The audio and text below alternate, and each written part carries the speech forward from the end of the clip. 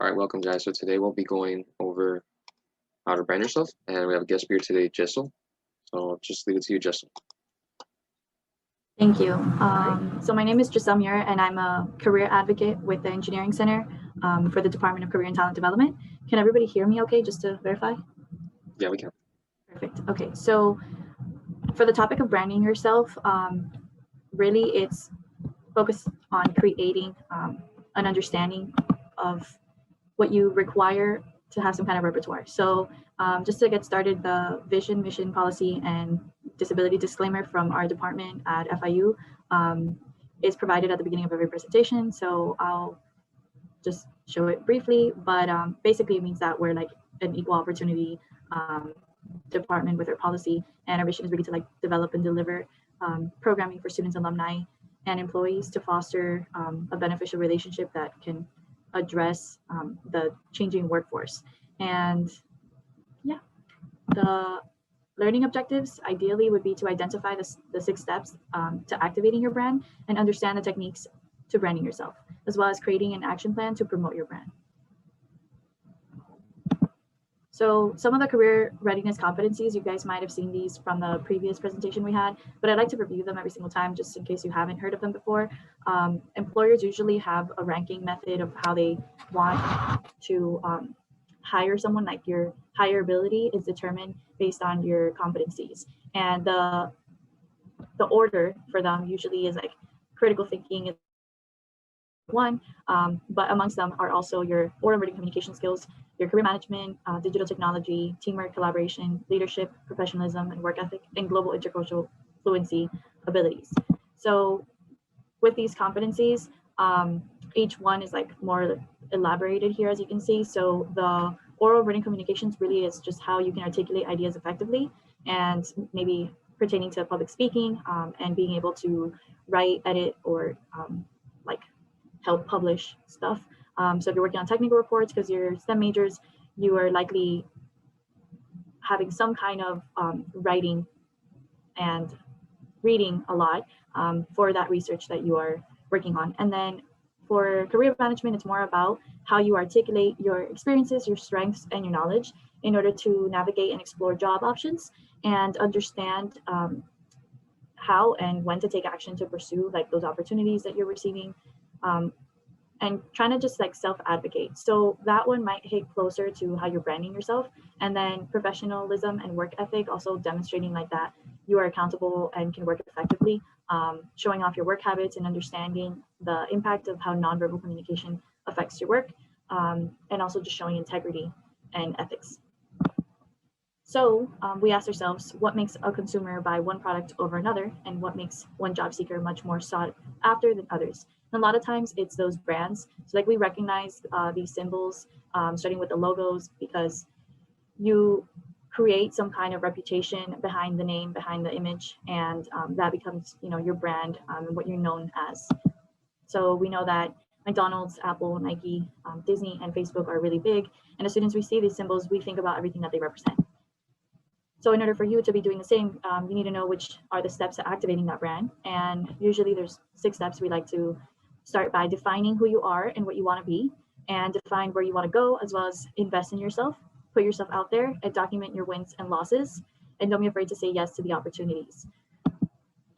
So usually to help define this, we want to know what your reputation is, and try to build a name for yourself. Identify where your strengths are, know what your values would be, and your values can change as well over time, but it really does depend on what sets you apart from others, describing the added value you bring to a situation, so how you would be an asset to this employer or company, and developing an image with results to match. And that could also be if you're offering a service yourself and you're self-employed and trying to have your own business. So really what makes up your personal brand is your education, skills, traits, abilities, experiences, knowledge, interests, and activities, as well as your peer and supervisor opinions and recommendations, which is why a lot of times they will ask for those recommendations and references, and any activity that you have online and offline, which is usually how people will perceive you. So what you post and what others post about you is ideally your reputation, or at least the building blocks of what reputation you build for yourself. So there might also be social media profiles and interactions that you may want to have in order to maximize your exposure and reach as many people as possible. But when you do reach those people and have to communicate, you want to have an elevator pitch, and you want to have your resume, your cover letter, and any other applications or supporting documents, as well as dressing the part. So you want to have an appearance or a style that is fitting to what you are trying to be, or the image you want to create for yourself. And then there are also logos or marketing tools that you could be using, such as like business cards, if you're interacting in person. But there are other little aspects that you could be adding here and there, whether it's a signature at the end of your email when you're reaching out to people, or how you address people on your social media profiles, and more. The other kinds of marketing tools that you could be using are like portfolio based like resumes sometimes, or I mean, it depends if you do like artistic or design work. That could also be an easy way to put together your projects and show them off. And then there could be a video resume.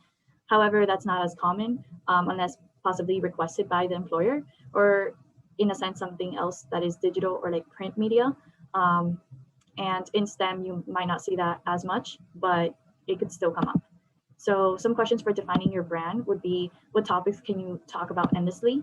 And what's the best part of your job that you love the most? What do you do better than like anyone else? Or how are you better than others maybe? If you were to receive an award, what would it be? How do your peers describe you? What most strongly sets you apart from your peers?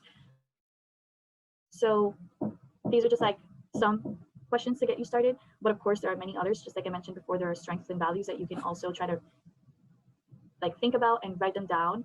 And over time, if they start to change, you can also try to change your brand with it. But the final like question you want to ask yourself is, what is your story? Because usually that's your why. So you want to ask yourself, should I be wanting more? Do I have goals that focus in on the things that truly matter? What are the problems in the world that I want to solve? And what is my cause? So in order to define where you want to go, which is the next step to activating your brand, you want to reflect on your past experiences and academic journey. And maybe if you have a dream, what is that big dream that you have? And then questions to evaluate that current role in yourself would be, what do I want to accomplish? Do I want to try a new industry? Do I want to work at a different organization, pursue another graduate degree? What kind of work-life balance, what does that look like to you? And where does retirement fit into your goal setting? Do you want to retire early, later? Or is it even like something that you want to plan ahead? Do I want to work on different projects in one job, or do you want to work on one big project kind of thing? Or if money is like a motivator, like how much do you want to be making on average? And really that also depends on where you're located, and if you're even open to relocation, because of course salaries will also depend on location.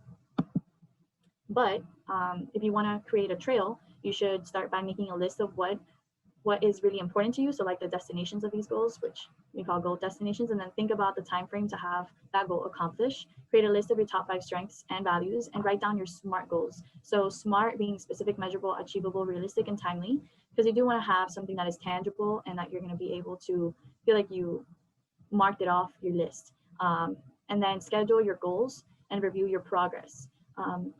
And invest in yourself is a really big one too, because if you don't really have an idea of like what you need in order to level up, you might not know unless you put yourself out there. So as soon as you start putting yourself out there, whether it's with social media, updating your resume and putting it out there, or even taking the time to just nurture your network, like go and meet people, or like take the time to sign up to events and talk to them.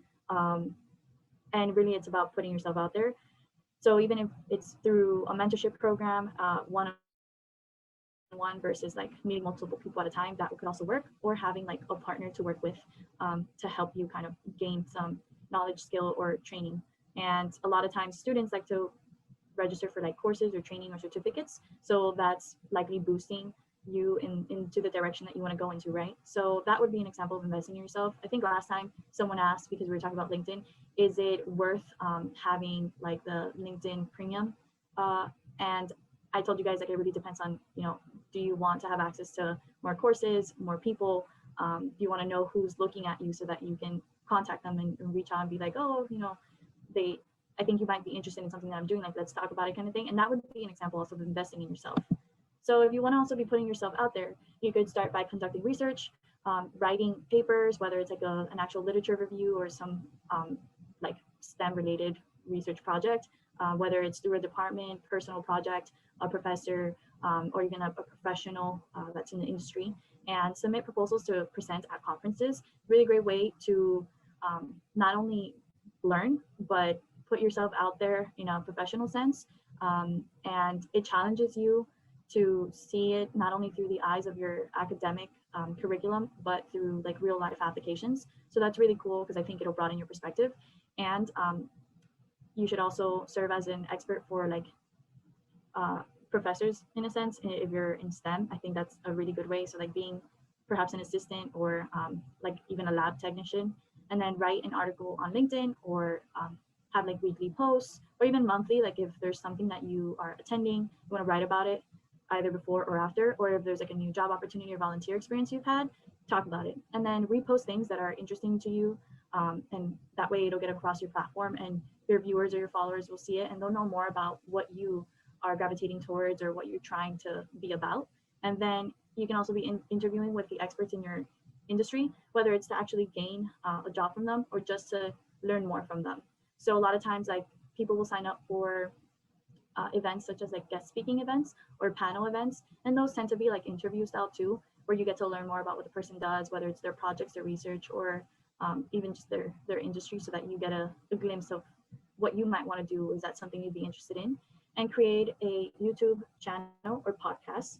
If you feel like you have the time, you like those creative things, and you want to do something different with the research or knowledge you're gaining, that's also a really great way to put yourself out there and also gain followers in a sense. And then document your wins and losses. So if you keep a leadership journal, this is a great way to put in like where you've possibly failed or your winning streaks, and block out time on your calendar so that you can reflect on them, or evaluate how you've been doing and kind of give yourself some creative thinking time. You can ask yourself 3 things while you're here, which is, what are you grateful for today, this week, or this month? And if you did well today, this week, or this month, like what was that? As well as something you learned at that time. So something you're grateful for, something you did well in, and something you learned.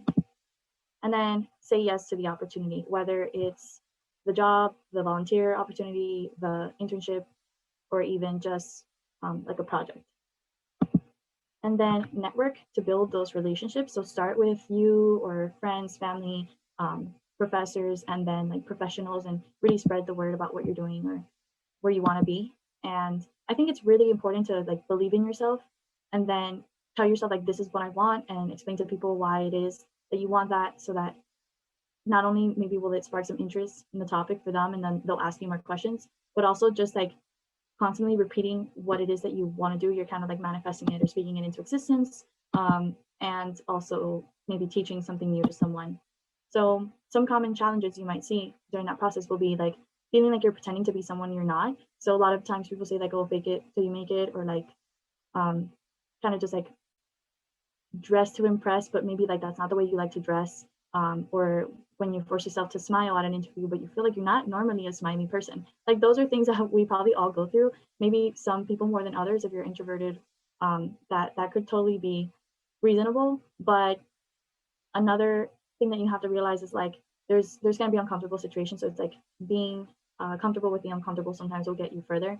And you also don't want to be ignoring the feedback from others. So if someone's giving you criticism, but it could be positive criticism, like they're not trying to hurt you, they're just trying to let you know what they think about where you're at or what you're doing, you should try to reflect on that and see maybe if that's how you want to be being perceived, or if there's something you could be doing different or better. And then possibly when you're doubting yourself or feeling like rejections are coming up, and that might also make you feel like you're doubting yourself, don't give up. Usually like rejections are how you find out that maybe that job wasn't for you, because usually the recruiter knows what you're looking for, or they're rejecting you because at the time you might not have the qualifications. And that just means you need to work more on yourself, and it's not there for an insult. So maybe it could be connected to the lack of like goal setting or planning. So, or even in like those investments of the courses you could be taking or additional things you could be getting involved with. So if you feel like you're maybe only focusing on like one thing, like your classes, only focusing on work and not really trying to be well-rounded, that might be affecting you. But you also don't want to put too much on your plate. So finding that work-life balance is really important. And then there's the lack of accountability. So that that one's always something that you want to make sure you're getting feedback from your peers, or maybe even like on a personal level, like from your family and stuff like that, to know that you are accountable on whatever you're saying that you will achieve or do for someone. Because when you get to that job position, you don't want to be given that feedback from someone. So a lot of times, like your brand also has to have all these things, but your brand is you, right? So you want to be able to be in control of your brand, and some of the ways you can do that is by knowing if you're the same person across all the platforms, and making sure that there's no like confusion, that people know that it's you and you still stand for the same values. You're not like acting differently in different ones. It's all about like the same objective. And then is your message or your brand consistent? So that's kind of the same idea of having your message be the same in all of them. Having that digital footprint, or anything that you can upload or post yourself, if you're the one posting, instead of like having maybe like a brand manager, like if it gets to a bigger scale one day, it might not be you, right? So you want to be the one also looking at those things that are being posted on behalf of you. And then if you have maybe a digital shadow, so this means what others are posting about you, you want to be able to know, like, are people posting good things about me, or is it like negative? You know, are they rumors? Like, should I shut this down and report it? Or is it something that's not really hurting my brand? And then others may have the same name as you, and that could also be difficult. So from the very beginning, you want to make sure that your name is authentic, you're unique, and you are who you say you are. So if someone is like, also this happens often when you're on social media, if someone's pretending to be you, you also want to report that account and have family or friends do the same. So you have to also just watch out for your brand, that it's not being hurt by someone else. And then if you're setting your SMART goals, which are those specific, measurable, and attainable, realistic, and timely ideas, then you want to make sure that you're using that technique throughout. You're not forgetting about it. The next thing is like, what makes you stand out? So these are some quotes from different people. And as you can see, like Jeff Bezos, the founder of Amazon, said, your brand is what other people say about you when you're not in the room. And Steve Jobs, co-founder of Apple, said that design is not just what it looks like and feels like, design is how it works. Howard Schultz, CEO of Starbucks, said if people believe they share values with the company, they will stay loyal to the brand. And then where Warren Buffett, investor and philanthropist, said it takes 20 years to build a reputation and 5 minutes to ruin it. If you think about that, you'll do things differently. So a lot of these people are very influential, and as you know, they're very successful. And these are just some advice, I guess, that they would give you. So we just wanted to pass it along. And we do have office hours, and our contact information is here. However, I wanted to mention that we do have a drop-in program as well. So if you feel like you're working on your brand and you're maybe facing some challenges and you want some advice, you can also come by our drop-in program or schedule a one-on-one with a career coach. And for the engineering center, that would be Joseph Jutan. And you can go through fiu.joinhandshake.com to see either his availability on his calendar, or under the events tab, you can search drop-in program or virtual drop-in sessions. Yeah, it would actually appear as virtual drop-in sessions. And you'll see that we have them recurring every week on Tuesdays from 10 a.m. to 12 p.m. and on Thursdays from 3 to 5 p.m. So if you'd like to have like a 15-minute conversation with someone about how it's going, or what they think you could be doing better, I definitely would recommend that you come by and join us, and we'll try to help you out with that. And if anything, like, we send an email when you register so that you know we're there. If people don't show up, we might cancel the session for that day, or like no one registers. So just keep a lookout for those kinds of things. Our drop-in hours used to be like Monday through Thursday, so these are from the fall, but that's why I'm letting you guys know what the spring ones look like. So remember, it's Tuesdays and Thursdays. And there's also a lot of resources that can connect you to the LinkedIn resources if you go from Handshake. So Handshake has not just the LinkedIn stuff, but more. So I really hope you guys can explore those. And if you guys want any kind of just besides this presentation that I will be sharing with your leader, then let me know, and I can possibly send you additional stuff like resume samples, cover letter outlines, action verb examples, and more. But I will be sharing a PDF version of this because there's a lot of questions and techniques that you guys can write down and use in the future moving forward. So I really hope that you guys learned something from this, and if you have any questions, please let me know.